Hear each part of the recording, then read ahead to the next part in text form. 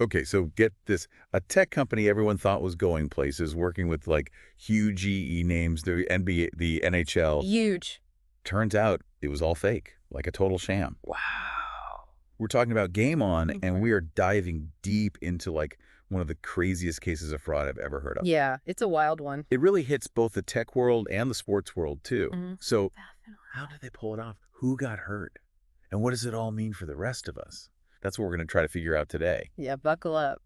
So to start off GameOn, they seem to have it all right. Oh, yeah, absolutely. A young, dynamic couple leading the company, innovative new product. Like the next big thing. And they were pitching these incredible experiences for fans and for teams. Exactly. And that's what's so fascinating about this whole thing. Yeah. They had all the right pieces in place to actually succeed. Ah. So, you know that initial appearance of being legit, of being the real deal? Yeah.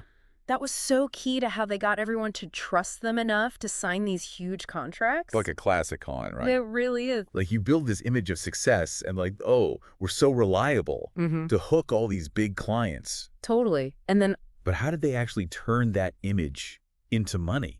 Like, how did they actually do the fraud? so federal investigators, they're alleging that GameOn used a whole bunch of tactics. Yeah. One of the big ones was inflating their revenue reports. Also, like faking how much money they were making. Exactly. Like they were claiming they had way more users on their platform than they actually did. Oh, wow. They even created fake client testimonials Really? and like forged documents to back up all these crazy claims. So they were just making stuff up out of thin air. Pretty much. I mean, how did nobody notice? Like, don't these companies like the NBA and the NHL, they have their own finance people, right? They do. And that's what makes this so interesting. Yeah. They were really clever about how they manipulated the financial statements. Like how? So instead of just straight up lying about their revenue, they used this technique called channel stuffing. Channel stuffing. What's that? So basically, they'd ship a ton of product to distributors at the very end of a quarter, Okay. which makes it look like they had these massive sales. Oh, I see. But in reality, most of that product, it would just end up sitting in a warehouse somewhere. So they were gaming the system. Exactly. They made it look like they were doing way better than they actually were. But weren't there auditors? What about PwC? They were involved, Yeah. right? Didn't they catch any of this? Well, that's the million-dollar question, isn't it? Yeah. PwC, one of the biggest accounting firms in the world, Huge. they were working with GameOn, and they didn't detect the fraud. Wow. And their involvement, it's a huge part of this whole story. I bet. It raises some serious questions about how effective these traditional auditing practices are. Yeah, especially with these tech companies that are growing so fast. Exactly. It's crazy to think that even with all these checks and balances, this kind of fraud can still happen. It is. And to make matters even worse, Yeah. it wasn't just about deceiving investors. Yeah. They were living large with the stolen money, too. Seriously? Oh, yeah. Reports say they were funneling millions of dollars into personal expenses. Like what?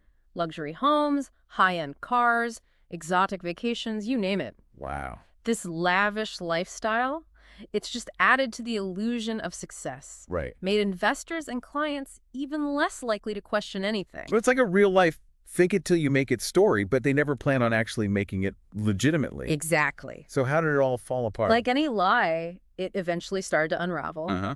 There were whispers, inconsistencies in their stories, and eventually some discrepancies in their financial reports that just couldn't be ignored. Oh, so people started noticing things didn't add up. Right, and that's when regulatory agencies like the SEC, they stepped in and launched a full-blown investigation. I bet the NBA and NHL were pretty upset. Oh, you can imagine the shock and the disappointment. I mean, these are organizations that are all about integrity and fair play. Yep. To find out they were tricked on such a massive scale, it must have been incredibly embarrassing. For sure. Not to mention financially damaging. Yeah, no kidding. So what's the takeaway here? We've got this elaborate scheme, high-profile victims, a major auditing firm involved. It's a mess. What does it all mean? I think this case, it's a powerful reminder. Yeah. Even with all our fancy financial systems and regulations, human greed and deception, They always find a way. they really do. It shows how important due diligence is. Especially when you're dealing with these companies that are promising you the world. Oh, yeah, those that are promising super fast growth and huge returns. Right. You really got to be careful. So true. And it also highlights how auditing practices they need to keep evolving to keep pace with all the new ways fraudsters are coming up with to cheat the system. It's like a constant cat and mouse game. It really is. But here's a question for you, our listener. Okay. In a world where everyone's chasing the next big thing, Are schemes like this just an unavoidable risk? That's a good question. Or is there a way to encourage innovation, Yeah. but also build a system that can actually prevent fraud? Something to think about. Definitely something to think about. Yeah. Thanks for joining us for this deep dive into the GameOn scandal. It was a wild one. Until next time. See ya.